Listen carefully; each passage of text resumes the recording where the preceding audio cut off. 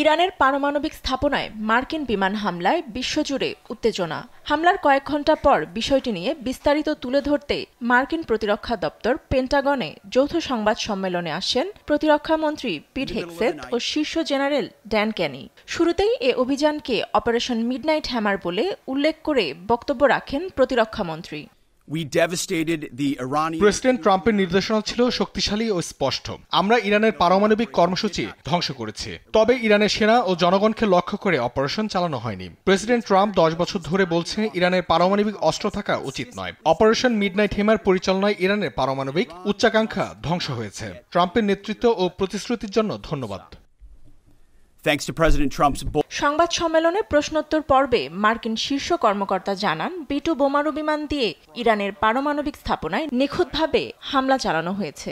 আরও বলেন, মার্কিন বোমারু বিমান শনাক্ত করতে সক্ষম হয়নি ইরানের আকাশ প্রতিরক্ষা বাহিনী। অভিযানটি কিভাবে পরিচালনা করা হয়েছে তা তুলে ধরেন এ কর্মকর্তা। শুক্রবার মধ্যরাত থেকে শনিবার সকাল পর্যন্ত যুক্তরাষ্ট্র থেকে B-2 বোমারু বিমান নিয়ে একটি বৃহৎ স্ট্রাইক প্যাকেজ চালু করা হয়েছিল। কৌশলগত দিক বজায় রেখে পরিকল্পনার অংশ হিসাবে ওয়াশিংটন ও প্রধান নেতাদের নজরদারিতে পশ্চিমে এবং প্রশান্ত মহাসাগরে অগ্রসর হয়েছিল বোমারু বিমান। 7টি B-2 বোমারু বিমানের সমন্বয়ে গঠিত মূল স্ট্রাইক প্যাকেজ, যার প্রতিটিতে 2 জন করে ক্রু সদস্য ছিল। ইরানের শাসন ব্যবস্থা পরিবর্তনের লক্ষ্যে হামলা চালানো হয়নি বলে জানান মার্কিন প্রতিরক্ষামন্ত্রী।